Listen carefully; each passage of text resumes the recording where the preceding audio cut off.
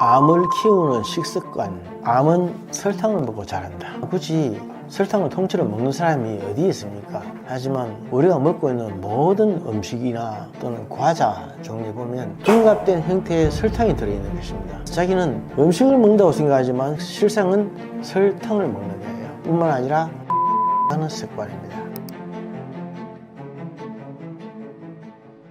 암이 전이 됐을 때 생기는 주요 증상에는 무엇이 있나요? 암이 전이 되었을 때 생기는 주요 증상이라고 한다면 참 질문 자체가 좀 막연한데, 어디에 전이 되느냐 하는 게 문제겠죠. 암의 특징이 전이지 않습니까? 다른 데로 옮아져 가는 거, 이게 전이죠. 옮아가지 않는다면 암이 아니죠. 양성종양이고, 다른 데로 옮아가기 때문에 악성종양이죠. 전이 되었을 때 나타나는 주요 증상은 당연히 전이 되는 부위마다 다른데, 암으로 생겼을 때는 6개월 이내에 6kg 이상 빠집니다. 6개월 이내에 6kg 이상 빠진다고 하는 거 대단히 중요한 사실인데, 이것은 특별하게 무슨 살을 빼기 위한 액션을 취하지 않았음에도 불구하고 그냥 살이 빠지는 겁니다. 그러면서 굉장히 피곤하면서 밥맛이 없으시고, 또 출혈이 있습니다.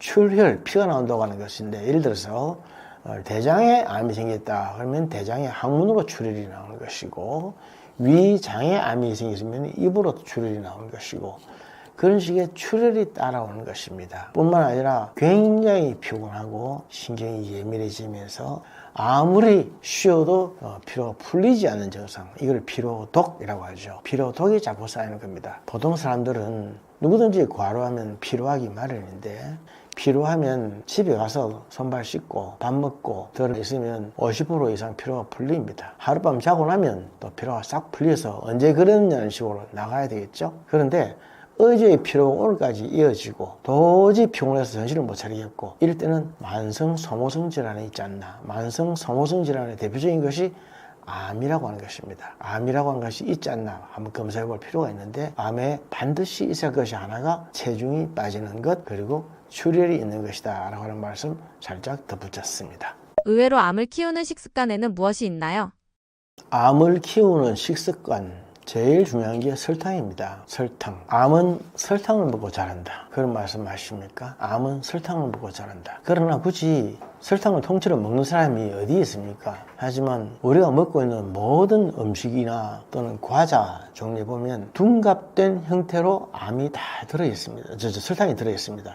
둔갑된 형태의 설탕이 들어있는 것입니다. 그래서 자기는 음식을 먹는다고 생각하지만 실상은 설탕을 먹는 거예요. 김치를 먹어도 그렇고 김치찌개를 먹어도 그렇고 대부분의 음식이 설탕이 다 들어있고, 또 과자를 먹을 때는 그 속에 설탕이 아주 범벅이 되어 있습니다. 그렇지만 겉으로는 설탕이라고 생각 안 하고 음식이라고 생각하고 먹죠. 암은 설탕을 먹고 자란다. 설탕, 달달한 음식을 좋아하는 우리의 식습관이 암을 키운다라고 하는 것입니다. 뿐만 아니라 과식하는 습관입니다. 우리가 아무리 몸에 나쁜 음식이라 하더라도 과식을 하지 않으면 큰 문제가 안 됩니다. 어느 정도의 독성에 대해서는 우리 몸에서 다 해독할 수 있는 그런 능력이 있습니다. 자정 능력이 있죠. 스스로 몸 안에서 다 풀어버리고 독을 없앴다는 거죠. 그게 간이지 않습니까? 모든 독은 간에 다 모입니다. 간에 다 모이는데 우리 몸에서 제일 큰 화학 공장이 이 간이 독을 해독시켜 주기 때문에 독이 밖으로 빠져나가고 몸에 쌓이지 않는 것입니다. 근데 간에서 독소가 다 빠져나가지 못하면 그 독이 빠져나가는 길이 있는데, 그게 담관인데, 그 담관을 통해서 독이 빠져나가는데 담관이 딱 막히면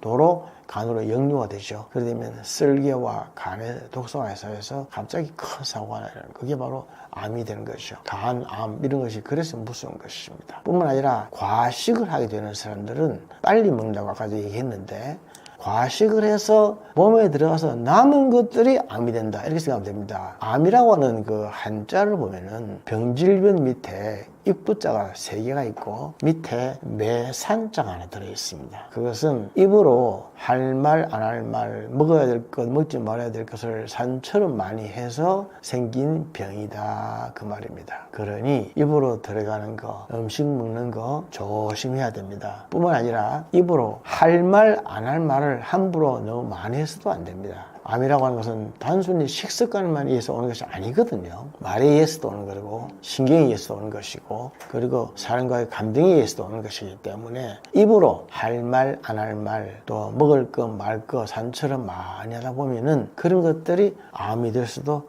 있다라고 하는 거죠. 그러면서 운동을 하지 않고 스트레스가 많이 쌓이고 그렇게 되면은 그게 원인에 대해서 오히려 암이 자꾸만 키워진다라고 하는 겁니다. 뿐만 아니라 암에 걸렸으면서도 우리 한국 사람들의 특징이 자꾸 쓸데없는 것을 많이 먹는 경향들이 있습니다. 제가 항상 임상에서 강조를 하는 건데 메이저와 마이너라고 하는 게 있습니다. 우리가 많이 먹어서 몸에 도움이 되는 걸 메이저라고 하죠. 3대 영양소, 탄수화물, 지방, 단백질 이런 것들은 많이 먹어야 몸에 양분이 되는 겁니다. 그에 비해서 마이너 팩터가 있습니다. 이것은 미량 원소라고 하는 것인데 비타민과 미네랄입니다. 이것들은 조금 먹어야 됩니다. 조금 먹어서 탄수화물, 지방, 단백질을 촉매 역할을 해줘서 도와주는 것인데 임상에서 보면은 오히려 미네랄을 그리고 비타민 종류를 너무 많이 먹어요. 비타민과 미네랄 같은 미량 원소를 너무나 많이 먹어가지고 오히려 그것 때문에 과잉돼서 암이 되는 경우도 참 많이 봤습니다. 정리하면 정말 많이 먹어야 될 음식을 많이 먹는 건 괜찮은데 적게 먹어야 될 음식을 많이 먹었을 때 그게 좋은 것이 아니라 몸에 해가 될 수도 있다고 하는 거죠. 비타민과 미네랄 같은 거 혹시 내 주위에 소위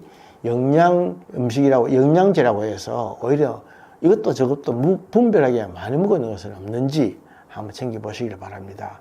그런 것들이 소량으로 흡수되어야 될 것들이 너무나 많이 들어가면 오히려 그런 것들 때문에 암이 될 수도 있습니다. 예를 들어서 비타민 B가 아무리 좋다고 해도 그것을 너무 많이 먹으면 뇌에 종양이 생기는 것과 같은 이유입니다. 그런 식의 우리가 알지 못하는 그런 영양제를 너무 많이 먹어서 또는 몸에 좋다고 이것저것 좋다더라 하는 것을 근거 없이 많이 먹어서 오히려 그런 것 때문에 몸에서 암이 생기고 암이 더 악화된 경우도 많이 있다라고 하는 것을 꼭 얘기하고 싶습니다. 암 치료에 있어 한국인 환자들이 겪는 어려움은 무엇이 있나요?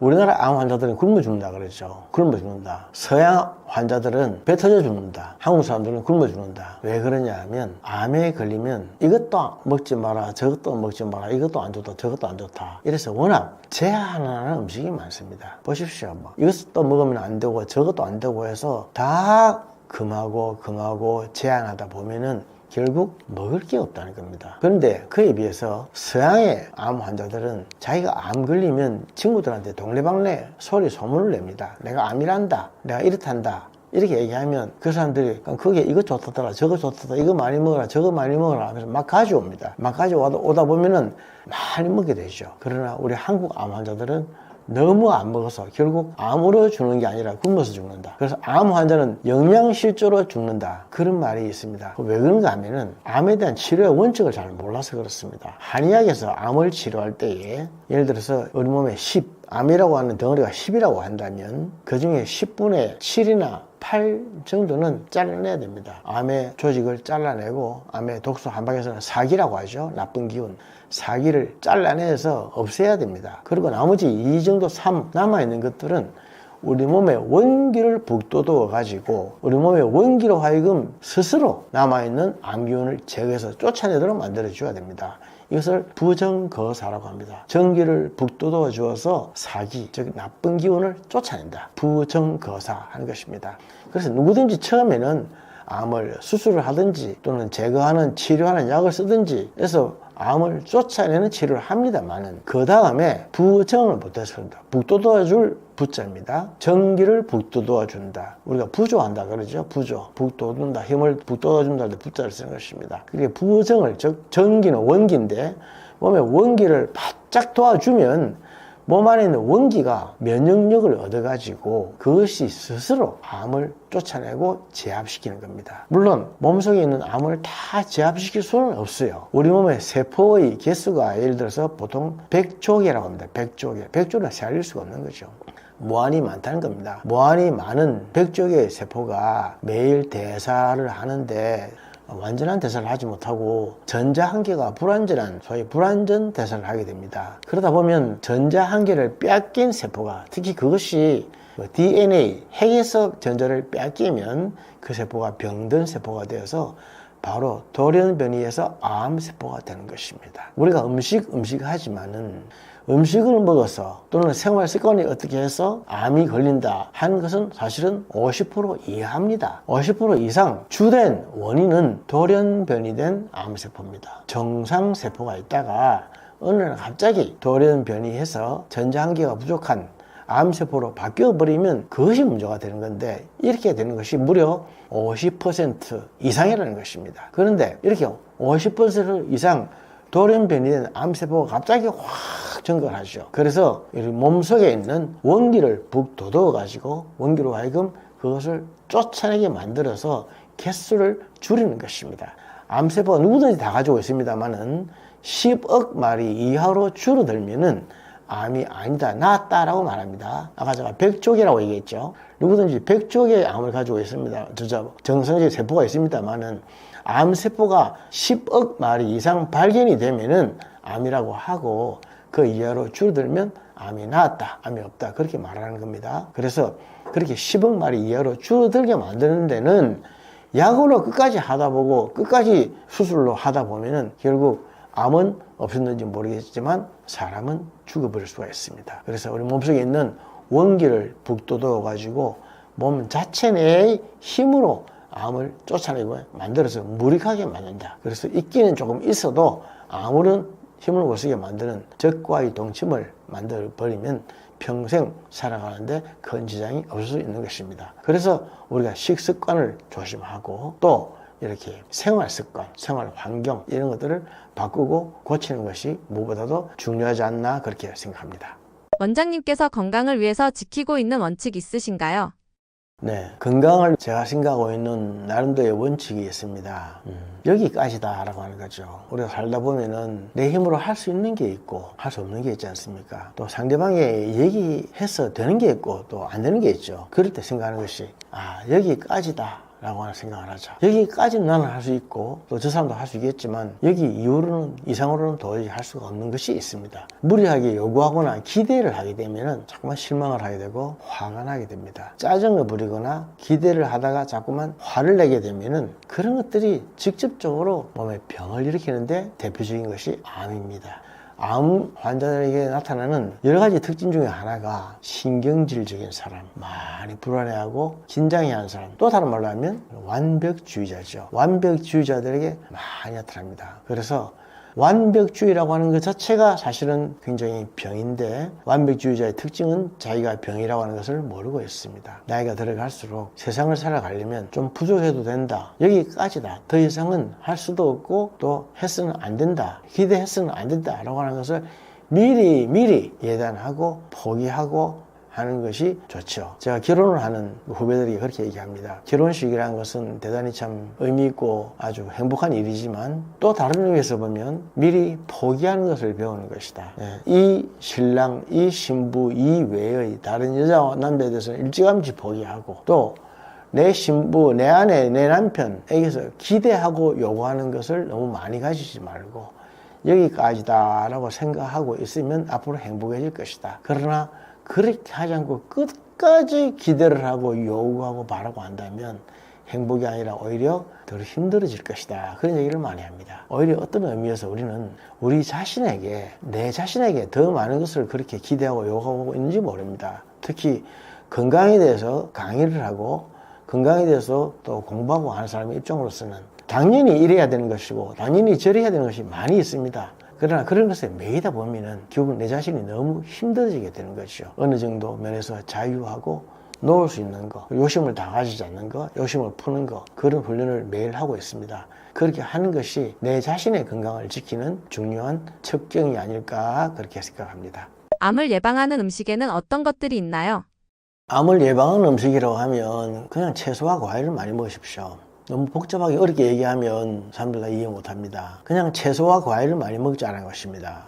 채소와 과일 중에는 사실 다양한 색깔들이 많이 있죠. 빨간색, 노란색, 파란색, 흰색, 검은색 많이 있는데 한의학에서 빨간색은 심장에 좋고 피에 좋고, 노란색은 간에 좋고, 파란색은 또 위장에 좋고, 흰색은 폐에 좋고, 검은색은 콩팥에 좋고, 그거 다 있는데 그걸 복잡하게 생각할 필요 없이 그냥 다양한 색깔의 음식을 많이 드십시오. 특히 실제적으로 흰 색깔이라든지 검은 색깔의 음식은 생각보다 많이 없습니다. 흰색 같으면 생선의 흰살이라든지 또는 버섯 이런 거겠죠. 그리고 검은색 같으면 미역 같은 거 이런 음식인데 생각보다 흰색과 검은 음식이 많이 없습니다. 식당에 가서 흰색과 검은 음식이 나오면 무조건 다 먹으십시오. 그리고 다른 색깔 중에도 색깔이 진한 게 좋습니다. 진한 색깔의 음식, 특히 채소와 과일을 많이 먹으십시오. 우리가 채소와 과일에 대해서 아무리 연구를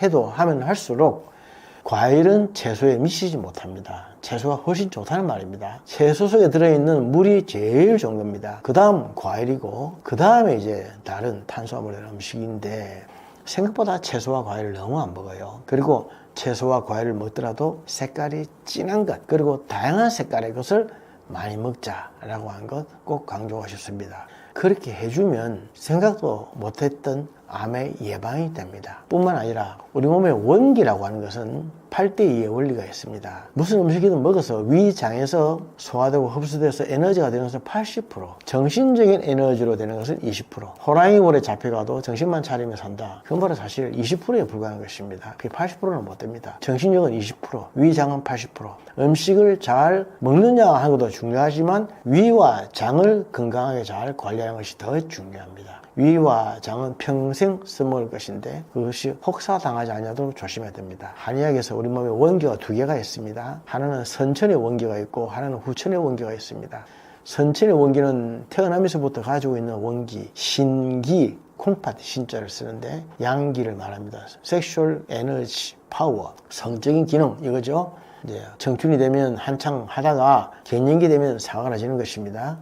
그러나 그에 비해서 비기라고 하는 것이 있는데 이것은 음식을 먹고 소화하는 기능입니다. 죽을 때까지 가는 것입니다. 그래서 제일 중요한 것이 소화의 기능, 위와 장의 기능, 비기입니다. 비기. 사람은 신기가 약해져도 비기가 강해지면 그 힘으로 죽을 때까지 가는 것인데 제일 마지막에 신기와 비기가 다 떨어지면 그냥 죽는 거죠. 그 원기가 떨어지면 죽는 것이다. 그 말입니다. 그래서 어떤 음식보다 중요한 것은 어떤 음식이든 소화하고 흡수해서 우리 몸에 에너지화 시킬 수 있는 위와 장의 기능이 더 중요하다. 그게 비기가 중요하다.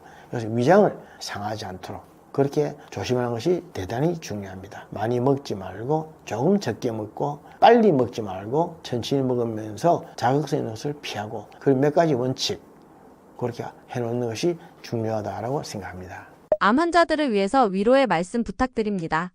암 환자분들에게 해드리고 싶은 얘기가 있는데 사실은 암 환자는 누구든지 나만 왜 이럴까라고 생각을 갖고 있습니다. 그러나 실제로 요즘 서너 명 중에 한 명이 암 환자입니다. 또 암이 있어도 천수를 다하는데 아무런 지장 없게만 만들면 됩니다. 그래서 암이 있는 환자나 암이 없는 사람이나 천수를 같이 하면서 갈 수 있는 방법은 많이 있습니다. 암은 완전히 제거해야만 되는 것도 아니고 또 있어도 큰 효과, 예를 들어서 어머니 같은 경우가 갑상선 암으로 지금 10년 이상 됐는데 연세가 많아서 암이라고 진단을 받아도 그대로 그냥 케어만 합시다. 이걸 관리라고 그럽니다. 관리만 잘하면 꼭 칼을 내지 않고도 천수를 누리는데 아무런 문제가 없는 경우도 많이 있습니다. 그래서 암이 걸렸을 때 많은 사람들이 아주 당황해하고 또 힘들어하고 비관하고 하는데 절대로 그러하지 마시고 정말 내 나이에 내 체력에 정말 어떻게 치료하는 것이 제일 좋을까 반드시 한번 살펴보십시오. 여러 가지 방법이 있습니다. 그리고 에너지를 도와야 됩니다. 제가 아까 말씀드렸듯이 암 때문에 죽는 것처럼 보여도 실제는 영양실조 때문에 죽는 게 더 많다. 외국 사람들은 오히려 그렇지 않다라고 하는 것입니다. 그래서 암 환자분들에게 적절한 음식, 영양을 취하면서 치료의 방법도 다양하게 있으니까 하나만이 아니라고 하는 거 생각하시고 다양하게 살펴보는 것도 도움이 되지 않을까 생각합니다. 암은 정말 왜 생기는 걸까요? 그리고 우리가 암을 이거를 완치시킬 수 있느냐. 참 부정적인 얘기를 잘 안 드리는 강연자고 저자긴 한데요. 제가 지금 40대 중반이니까 한 인생의 절반을 살았다고 보면 90세에서 100세, 자 50년 정도 남았는데 그때까지도 암은 정복하기는 어려울 거다. 이 제약회사 구조는 안 바뀔 거라고 보거든요. 이미 1970년, 80년대에 미국에서 수십 조의 돈을 암 정복을 위해서 붓고 나서 내린 결론은 현대의학으로서 인류는 암은 정복하기는 어렵다. 결론은 났습니다. 그러고 나서 어떻게 전환이 됐냐면 식생활 습관이 바뀌어야 된다는 결론을 얻었어요. 근데 지금도 식생활 습관에 강조되는 건 돈이 안 되기 때문에 여러분이 접하기가 어렵습니다. 계속 치료법만 나오죠. 어떤 치료법? 병원이 돈을 벌 수 있는 치료법, 제약회사가 돈을 벌 수 있는 치료법들만 나올 수밖에 없어요. 그래서 현재 제약회사, 즉 전체적인 제약 매출의 1위부터 10위까지 대부분이 항암제, 그 다음 뭐 자가면역질환제, 현재 그리고 최근 들어서 급상승하고 있는 게 당뇨치료제. 여기에 이제 당뇨약으로 어부지리로 얻기 시작했던 비만 치료제, 이런 것들로 다 이루어져 있단 말이에요. 결국 다 뭐냐? 약물이죠. 많은 돈을 들여서 우리가 사야 되는. 하지만 이 암은 우리 현재 즉 1900년대에 등장했던 건 아닙니다. 이미 인류 문명이 시작되기 때부터 뭐 그리스 로마 시대 그리고 우리나라에서는 당군 할아버지 시대, 왜냐면 문자가 기록되기 시작할 때부터 인간에 대한 해부와 인체 생리학은 시작됐기 때문에 기록이 되어 왔어요. 그래서 재밌는 건 세가 넘은 건강한 몸에서도 암세포는 발견이 된다라는 겁니다. 이걸 여러분이 아셔야 돼요. 그러니까 수천 개의 암세포가 매일 우리 몸에서는 생겨난다. 그런데 뭐에 의해서? 면역 시스템에 의해서, 균형에 의해서 이게 사라졌다, 생겨났다를 반복하는데 이 면역력이 균형이 무너지고 외부 자극에 의해서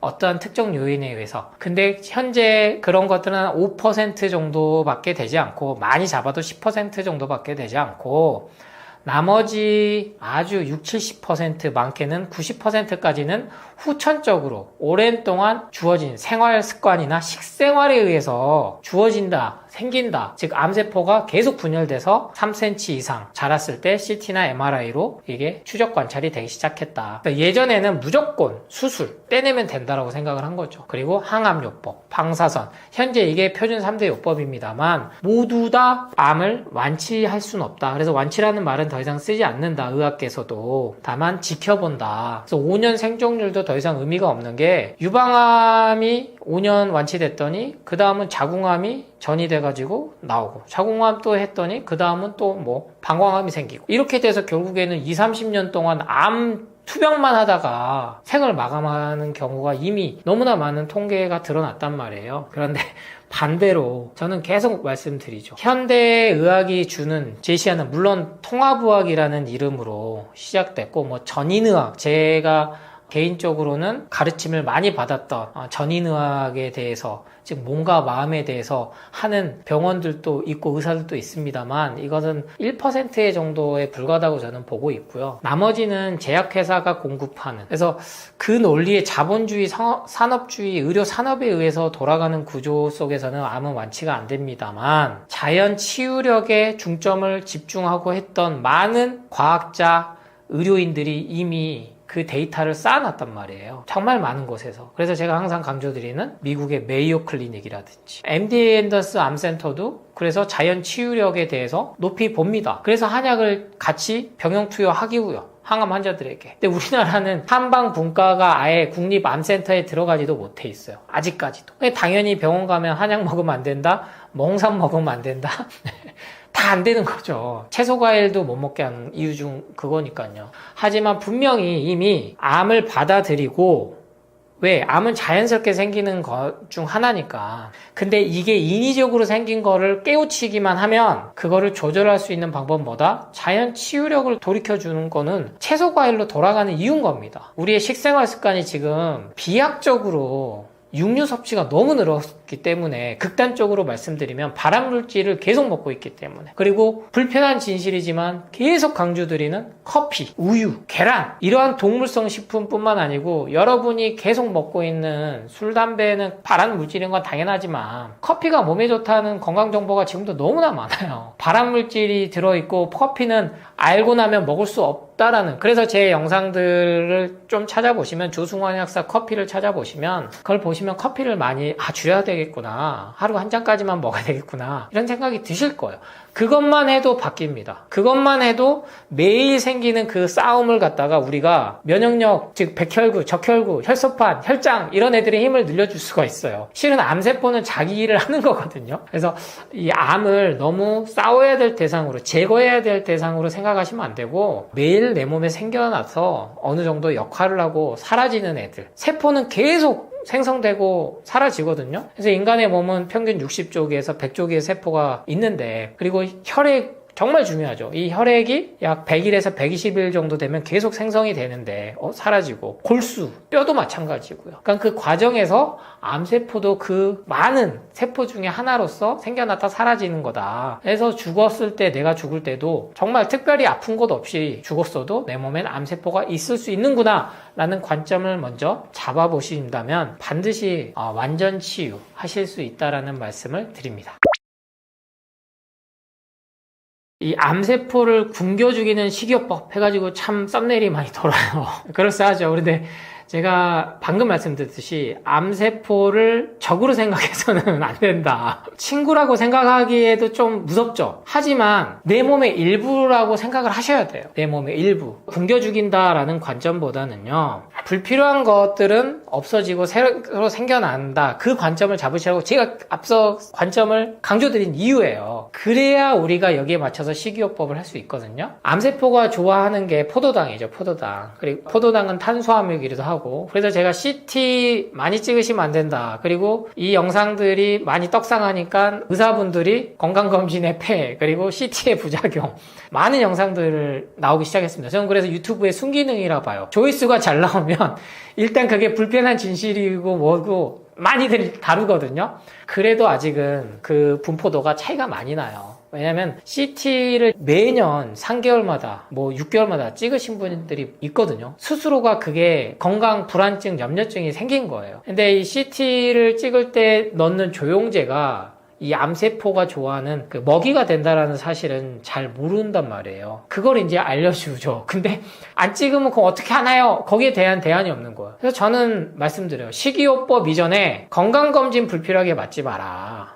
암 검진이, 조기 검진이 암 예방에 가장 좋은 거다라는 게 우리나라 보건복지부가 강조하는 사항이면서, 동시에 10대나 20대, 30대 초반까지 아니면은 이후 70대, 80대 노년층은 불필요하게 CT, MRI, 암 검진 하지 말라는 건강검진 지침을 동시에 주고 있다는 게 모순적이라는 걸 여러분이 아셔야 돼요. 그러니까 모르고 살면 그냥 잘 사는데, 이게 그러니까 뭐 사주팔자도 그래서 나오는 거고, 재수가 있다 없다도 나오고, 뭐 운명론도 나오고, 종교도 나오고, 여기에 여러 가지 주술적 뭐 믿음의 문제가 다 복합적으로 종교 문화가 생기는 겁니다. 근데 알아서 좋을 게 있고 몰라서 좋을 게 있는데, 저는 그렇게 봐요. 건강검진을 저는 특별히 암 검진 안 받습니다. 이제는. 왜냐면 너무 젊을 때 검진을 너무 많이 받아가지고, 이게 그렇게 좋은 게 아니구나. 나의 경우는 그냥 이대로 살다가 좀 불편한 것들이 있으면 그대로 맞춰서 내 주어진 대로 자연 사는 길로 가야겠다. 근데 암 검진을 받으셨다고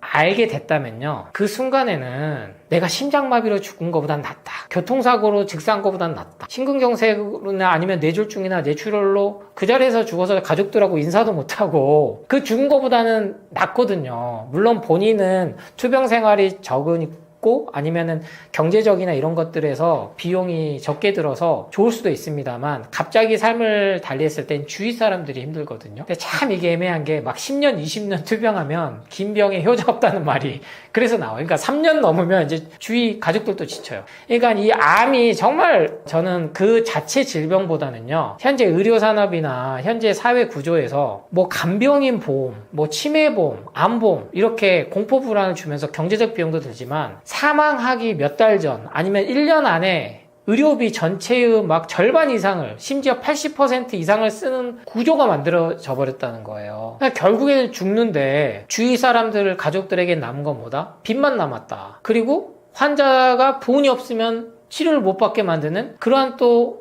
슬픔을 갖고 오게 만들어버렸다. 뭐 중성자 입자 치료는 한 몇 회 받는데 다 해서 하는데 5천만 원 드는데 보험이 안 돼. 근데 뭐 어떤 거는 뭐 시약 검사하는데 치매, 알츠하이머, 바로 할 수 있는데 비싸. 그게 또 한 번 삶에 자괴감을 준다는 거예요. 그 스트레스로 암세포가 사멸이 안 되게 한다는 거죠. 그래서 저는 식이요법 이전에, 식이요법에 당하죠. 왜냐면 CT 조영제가 암세포의 먹이가 되는 건 자명한 거니까요. 방사선이 안 좋은 건 자명한 거니까요. MRI 스레이가 안 좋은 건 자명한 사실입니다. 이거를 그거를 얼마나 아니에요. 그건 예전 얘기고요. 그래서 기본적으로 저는 불필요한 암 검진 좀 받지 마라. 그건 선택의 문제거든요. 그래서 우리나라 건강보험 제도가 계속 정비가 되면서 CT나 MRI가 의사가 이건 정말 필요한 경우가 아니면 더 이상 의료보험이 전체가 보장이 다 안 되게끔 바뀐 이유도 그겁니다. 불필요하게 너무 과잉 진료를 많이 하게 된 수단으로 쓰인 게 보건복지부 통계나 국회 자료에 보면 너무나 잘 나와 있어요. 여러분에게 그 사실을 잘 안 알려주는 것 뿐이지. 그렇기 때문에 식이요법에 있어서 가장 첫 번째는 불필요한 건강검진을 피하셔라 라는 말씀을 조금은 특별하지만 그 이유에 대해서 좀 더 고찰해 보시고 생각해 보라는 입장에서 말씀을 드립니다. 저 역시 그 예방원에서 상담을 오래 하다 보니까 많은 분들이 암 환자, 특히 말기암 환자분들이 많이 오세요. 다 포기하고 이제 오시는 거죠. 자연 치유에 대해서 이제 알고 싶고 눈을 뜨고. 지금은 이제 제 책을 안 읽고 오시는 분들은 상담을 잘 안 해드려요. 왜냐면 제가 너무나 힘들고 제 에너지가 이제 저도 나이가 들어서 그런지 에너지를 전처럼 많이는 못 쓰겠다. 왜냐면 기본 상담 시간이 1시간, 2시간 금방 가거든요. 이 인식 전환을 시키고 이 몸에 대해서 설명을 하고 암을 바라보는 방법, 식생활 습관을 하다 보면 1-2시간 금방 가기 때문에 그래서 암을 이긴다라는 관점을 버리는 거죠. 첫 번째. 그리고 즐겁게 생활합니다. 첫 번째. 유머가 있으세요. 저 느낀 게 처음에 왔을 때 죽을 상하고 오신 분들보다 제가 아직도 안 죽었다. 그래서 원장님 뵙게 돼서 참 저는 이것도 감사한 일이다 하고 오신 분들이 훨씬 더 차도가 빨라요. 좋아지는 속도가. 그래서 병원 진료는요, 특히 항암제는요, 임상실험을 1차, 2차, 3차까지 이렇게 가는데 부작용이 몇 % 미만이면은 보통 평균 떨어지는지 아세요? 80%. 즉 반대로 20%의 효과만 입증이 되고 나머지 80% 부작용이더라도 임상실험 승인이 떨어집니다. 왜? 10명 중에 쉽게 설명드리면 2명만 살려도 그게 가치가 있다라고 보는 거예요. 그럼 나머지 8명은 어떻게 되냐는 거죠. 더 이 통계치를 늘리면요 10% 미만으로 떨어져요. 근데 그 10% 미만에 드는 병원에서 수술하고 3대 요법, 항암, 방사선 다 받고 완치돼서 잘 사시는 분들 공통점은 절대적인 믿음이 있어요. 의사의 말에, 그리고 병원에, 약에 대해서 의심을 안 해요. 전혀 불안해하지 않아요. 본인의 할 일 하고 본인이 주어진 삶들을 소화하는 데에서 시킨 대로 잘합니다. 그러면 식생활 습관 당연히 술, 담배 기본으로 안 하죠. 술, 담배 기본으로 안 해요. 근데 이 커피가 계속 헷갈리게 만드는 거예요.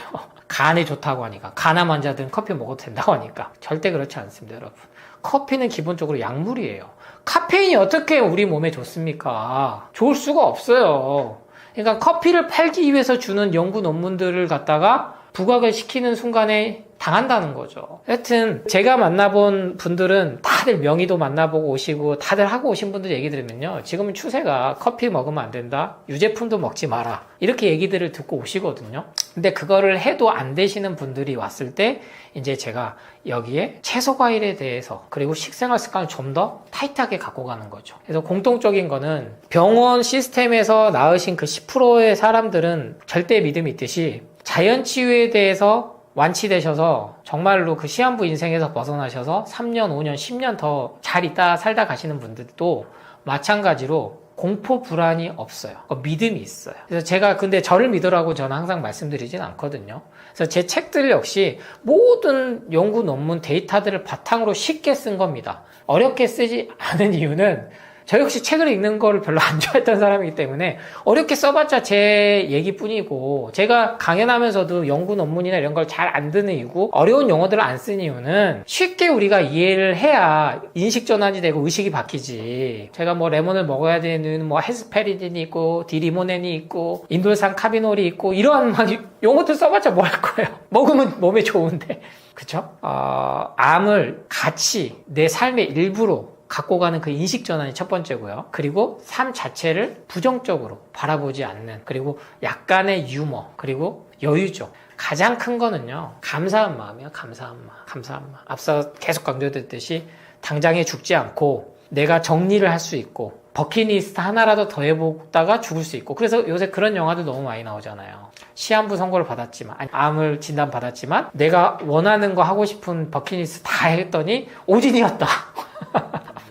근데 이미 건강을 찾은 거예요, 이 사람은. 근데 반대인 경우 내용도 많아요. 원래 건강했는데 오진으로 인해서 그 스트레스로 실제 암이 생겼고, 급성 백혈병이나 급성 뭐 심장암이나 심부전증으로 인해서 사망하는 경우도 실제로 데이터들이 너무나 많이 쌓이고 있다. 그래서 현재 이 영상을 보시는 암 한우들, 아니면 암 한우들 가족분들이 이 영상을 보신다면 방법보다는 마음가짐, 그래서 제가 계속 말씀드리는 삶에 대한 태도를 바꿨을 때 암도 충분히 극복할 수 있고 100살, 120살까지도 암 진단을 받고도 살 수 있다라는 분명한 요인이 밝혀졌다는 것을 말씀드립니다.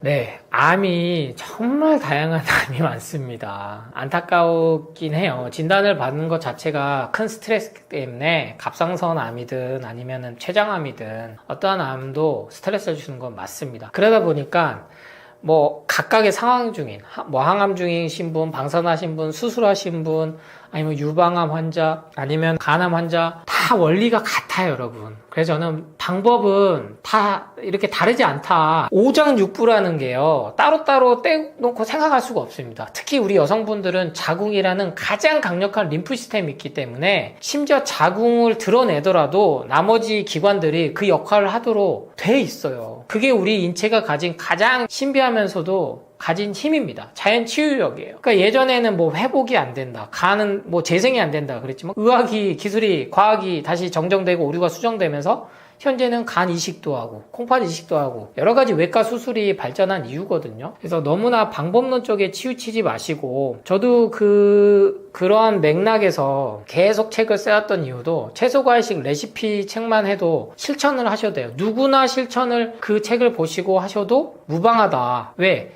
기본이니까. 어느 날은 채소과일식을 생으로도 드시고, 어느 날은 삶아서 데쳐서 먹고, 어느 날은 갈아서도 먹고, 어느 날은 착즙해서도 먹고, 또 어떤 날은 고기가 먹고 싶으면 좀 어느 정도 먹고. 다만 병원 치료 받다 보면 아무것도 안 먹으면 에너지가 없어서 그거를 약물로 대체해 줄 수는 없기 때문에 튀긴 거라도 먹어라, 아니면 고기라도 먹어라, 일단 입에 들어가는 거라도 먹어라 라고 이제 지침을 해서 소고기를 많이 먹어야 된다 이런 얘기가 있지, 실제로 소화하는 데는 가장 어렵습니다. 단백질이 가장 소화하기 어려워요. 그래서 누구나 먹을 수 있는 게 채소 과일인데, 그 중에서도 여러분이 내 입맛에 맞는 거, 그래서 제가 CCA 주스라는 걸 명칭을 드렸고, 사과, 당근, 양배추 그 조합이 가장 먹기 편하지만, 실은 양배추가 입맛에 안 맞고 비리고 맵고 아린맛 때문에 위암 환자들 중에는 바로 못 받아들이신 분도 있어요. 그럼 굳이 양배추를 고집하실 필요는 없다는 거예요. 위암 환자들이 가장 많이 이제 나중에 드시는 게 양배추즙이거든요. 그걸로 이미 많이 좋아지시고, 그리고 또 간암이나 콩팥 환자들이 드시는 게 녹즙이에요. 유방암 환자들도 마찬가지고요. 그런데 병원에서 너무나 칼륨 수치 갖고 공격을 많이 하니까 저는 이제 사과, 당근, 양배추 조합을 드렸지만, 이조차도 내가 입맛에 안 맞는다? 그러면 양배추 좀 빼서 사과, 당근만 주스로 해서 드셔보시다가 양배추를 조금씩 넣어야죠. 제가 이제 비율은 사과, 당근 2대1 해서 양배추 비율을 드렸습니다만 8분의 1 정도 넣어봤다가 나중에 4분의 1로 이렇게 늘리면서, 그래서 레시피라는 게 또 다른 갇힌 틀을 주는 거라고 저는 말씀을 드려요. 하지만 방법론에서 조금은 가이드라인이나 찾을 수 있는 기준을 세울 수 있는 효과도 있기 때문에 저도 이제는 드린 것 뿐이고, 내 상황에 맞춰서 내가 잘 먹을 수 있고 잘 마실 수 있는 거는 내가 가장 잘 알거든요. 그러니까 기본적인 치료를 받으시는 와중에도 믿음을 갖고, 왜? 가장 먹어야 될 거는 채소과일식이다, 그것만 통해서도 영양분, 에너지가 충분히 된다. 채소과일식 하면은 비타민 12가 안 되고 단백질 흡수율이 낮고 그렇지 않아요. 그렇지 않다는 게 이미 다 확인이 됐기 때문에 그 믿음을 좀 갖고 실천을 조금은 편하게, 마음에 너무 강박이나 집착 갖지 마시고 해보시기 바랍니다. 이거는 누가 억지로 시킬 수도 없고 의사도 책임질 수가 없기 때문에 쉽게 혈압약이나 당뇨약 끊어라 마라 할 수가 없는 거거든요. 근데 결국에는 모든 선택에 대한 책임은 내가 져야 된다, 본인이 져야 된다. 그 사실을 인지하시고 한번 실천해 보시기 바랍니다. 암 같은 경우에는 일단 가장 먼저 전조 증상으로 볼 수 있는 게 급격한 체중 감소예요. 얼만큼 많이 빠지는 거냐면은 최근 6개월 동안 10kg가 내가 특별히 짚히는 원인이 없거나 다이어트를 안 했는데도 빠졌다. 그러면 암이 아닌가 한번 의심해 보셔야 합니다. 이것 말고도 어딘가에서 출혈이 생긴다. 토했더니 피가 나온다. 내지는 변에 피가 보인다. 이런 것들도 한번 생각해 보셔야 될 징후고요. 어딘가에 덩어리가 만져진다. 내지는 피부색이 변화했다. 기침이 너무 오래 간다. 췌장암 같은 경우에는 등이 아프다. 이런 특징도 있고요. 간암 같은 경우에는 황달도 있을 수 있고 소화불량도 느낄 수 있습니다. 항암 음식에 대해서도 한번 말씀드려 볼게요. 이제 마늘하고 브로콜리 같은 경우에는 항산화 능력도 뛰어나고요. 면역력도 강화시켜 준다고 합니다. 카레에 많이 들어있는 강황도 염증을 좀 억제시켜주고요. 녹차도 카테킨이 풍부해서 암에 좋은 음식이라고 합니다. 또 토마토 같은 경우에도 라이코펜으로 전립선 암을 예방해줄 수 있고요. 면역세포를 활성화해주는 역할은 버섯도 굉장히 뛰어납니다. 또 들기름이나 해조류 같은 경우도 염증을 억제해주는 역할이 있고요. 근데 가장 여기서 중요한 것이 자연식으로 드시는 게 중요해요. 과하게 가공이 되면 될수록 암에는 좋지 않습니다. 한국인이 가장 많이 발생하는 암은 대장암과 위암이 대표적이에요. 소화기 암 쪽이죠. 이제 맵고 짠 음식을 먹는 습관, 김치, 절임류 음식을 많이 드시기 때문인데요. 평소에 맵고 짠 음식, 탄 고기, 절임류 이런 음식이 위험 요소고요. 반대로 식이섬유와 발효 음식을 드시는 것은 좋습니다. 예방 효과가 있어요. 먼저 이제 누구나 모든 사람들이 동의할 수 있는 건 흡연이 있고요. 과도한 음주가 있겠고요. 과한 스트레스가 있어요. 사실은 암세포 같은 경우에는 우리 몸에서도 평상시에도 자연적으로 하루에도 몇 개씩 발생이 되고 있어요. 이걸 우리 몸의 면역체계가 제대로 돌아가고 있을 때는 얘네들을 하나하나씩 처리를 하게 되는데 우리 몸이 너무나 지치고 힘들어서 그 암세포들이 자연 발생된 걸 처리해주지 못하게 된다면 그때 이제 암이 자라나게 되는 거죠. 내 몸을 충분히 쉬어주시고 내 몸이 제 기능을 할 수 있도록 도와주시는 게 필요해요. 그래서 적당한 운동, 하루 한 30분 정도라도 걸어주시고요. 하루 한 7시간 정도는 꼭 주무셔 주시고요. 또 너무 스트레스 많이 받으시지 않는 거, 이게 핵심입니다. 저희가 이런 연구 결과도 있었어요. 사람의 성격에 따라서 어떤 질병이 더 잘 발병이 되는가도 있었는데 조금 욱하고 내지르시는 분들이 뇌출혈이라던가 이제 뒷목 잡고 쓰러지시는 그 뇌혈관 질환 쪽에 발병률이 조금 높았다라고 하고요. 좀 참고 스트레스 발산을 못하고 조금 담아두시고 이러시는 분들이 암 쪽 발병률이 더 높았다고 해요. 그래서 제가 예전에는 이제 암 환자분들을 재활 도와주는 한방병원에 근무했던 적도 있었거든요. 근데 거기 가면은 환자분들이 하나같이 다 좀 너무 착하시고 다 이제 받아주시고 다 이제 엄청 뭐라고 할까요? 되게 인고의 여성상인 분들이 되게 그런 분들만 다 모여 계시구나 하는 생각이 들어요. 그렇게들 착하고 다들 참아주시고 그러시는 분들이 많아요. 그래서 어느 정도 조금 발산시켜주시고 스트레스도 좀 해소시켜주시고 하는 게 필요합니다. 그 한방병원에서 일할 때 이런 사람들 성격 이런 것도 이게 논문이 있더라고요. 그래서 봤는데 내지르는 막 화 잔뜩 내는 사람들은 뒷목 잡고 쓰러지는 병들, 뇌출혈 이쪽이 많고 참는 사람들이 잔잔히 오래 꽁하니 담아놓고 약간 속에다 이제 내가 혼자 썩어서 골마 터지는 분들이 그런 분들이 많죠. 암 환자분들 성격 되게 좋으세요. 되게 항상 가면은 일반 환자분들보다 특히 뭐 유방암 이런 때 가면은 되게 먹을 것도 챙겨주시고 아유 너무 힘들죠 뭐 이러면서 도닥도닥 해주시고 근데 막상 그런 분들 모아놓으면은 정말 성격이 달라요. 그 사람의 성격이 달라요. 그 환자분들을 모아놓으면 중풍 쪽은 막 성격 엄청 급하시고 이런 분들이 많고 암 환자분들 쪽은 다 되게 유순하시고 한 분들이 많고 초기암은 완치율이 80%쯤 된다고 해요. 근데 발견이 늦으면 그만큼 늦어질수록 치료 가능성이 급감하고요. 정기 검진이 사실 제일 좋죠. 평소에 내 몸에 좀 관심을 가지고 체중이 6개월 동안 10kg 이상 빠지지 않는가 아니면은 피부 색깔이 갑자기 변하지 않는가 혹시 좀 어디 덩어리가 만져지지는 않는가 한 번씩 정기 점검을 해주시는 게 필수적입니다. 제가 예전에 암 환자분들을 치료하는 병동에 있어 보시면서 이분들에게는 굉장히 공통점이 있구나 라고 생각이 드는 게 장기간 누적된 스트레스가 굉장히 상당해요. 그래서 이제 저희가 거기서 하루 종일 있다 보면은 환자분들하고 되게 친해져요. 그래서 이런 얘기 저런 얘기 하다 보면은 내가 이래서 암이 걸렸어요 이렇게 이제 하는 얘기를 하시는 분들이 있는데 다들 사연이 있다만큼씩이에요. 그래서 다들 뭔가 큰 스트레스원이 있었고 그것 때문에 충분한 휴식을 취하지 못했고 내 몸을 챙길 겨를이 없었다. 그래서 좀 이렇게 불편하지 않았는가 하고 생각을 하시더라고요. 조금 더 마음을 편안하게 가지시고, 또 아니면은 내가 나에게 그렇게 강한 스트레스 원이 되는 거는 관계를 끊어내시거나 그 사람을 치워버리는 것도 굉장히 좋은 방법이다라는 생각이 들어요. 얘기를 들으면서 이거는 그 사람이 옆에 있는 한은 계속 이렇게 힘들겠는데? 라는 생각이 외부의 입장에서는 들더라고요. 그래서 내가 제일 소중하다라는 생각을 가지고 나에게 스트레스를 주거나 나에게 해가 되는 관계는 강하게 차단을 하시는 것도 좋고, 또 몸에 좋은 거 드시면서 산책도 좀 해주시면서 내 몸을 좀 위한 시간을 하루에 1시간씩이라도 가져주시면 좋지 않을까 싶습니다. 너무 그렇게 달리면 뭐해요? 일찍 죽으면 끝인데. 그런 생각도 들었어요. 한 번은 제가 그때 30대 초반이었는데 저랑 나이가 똑같은 분이 계신 거예요. 그래서 저는 그때 인턴을 한다고 잠도 당연히 못 자거든요. 모든 건강에 해로운 건 다 하고 있어요. 기억이 나는 게 어떤 환자분이 자기가 아침마다 피가래가 나오신대요. 근데 속으로 저는 생각을 한 게 저도 매일 나와요. 저도 힘들어 죽겠어요. 저도 아침마다 피토하는데 속으로 이렇게 생각하면서 알겠습니다라고 체크를 하고, 잠은 진짜 뭐 하루에 서너 시간씩 매일매일 그렇게 자고, 또 이제 군기 잡는다고 자리에 앉지도 못하게 해요. 그러면은 얼마나 몸이 힘들어요. 근데 이렇게 지내다가 사람들이 거기 오면, 그 전까지는 되게 이런 식으로 살던 사람들이 거기서 되게 반성하는 순간, 그리고 죽어가는 순간을 마주하는 거예요. 그래서 거기 있던 이제 저랑 동갑인 환자분도 저한테 얘기를 하시기를, 선생님 너무 그렇게 열심히 하지 마세요. 저도 그렇게 지내다가 보니까 이 나이에 지금 여기 왔습니다. 라고 얘기를 하시더라고요. 그래서